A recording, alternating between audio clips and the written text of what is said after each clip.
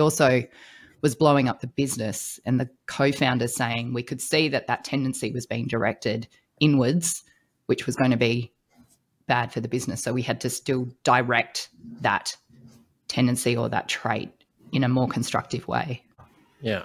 And there's some patterns in my consulting life and using a sort of life cycle model. There's this part of the organizational model called the founder's trap, where the founder gets trapped by the business, or they almost sort of get ejected. And a bit like in the wild, if you find baby birds and mum's not around, you should never touch the baby birds, because if mum comes back and smells you on them, she rejects them because they're no longer seen as hers.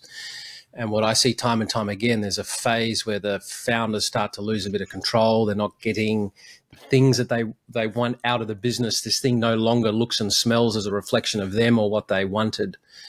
And they enter a sort of a rejection phase where, and the way it manifests is nothing's good enough. They're doing it wrong. You're going in the wrong direction. You're not implementing it right.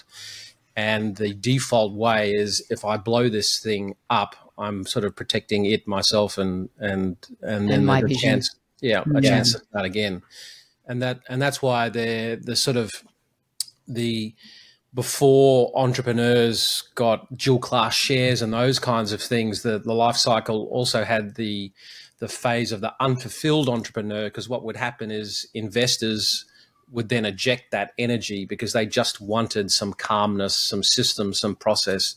And you end up in this world of the unfulfilled entrepreneur. And if we look at Jobs, Steve Jobs and his journey, he got ejected from the system, so to speak. It took him 10 years to really mature and go and do that. Meanwhile, Apple was being systemized and processed. Now, it went too far, but when Jobs was able to come back, more mature leader, still the great visionary product person, Apple now had more systemic ability to handle that stuff.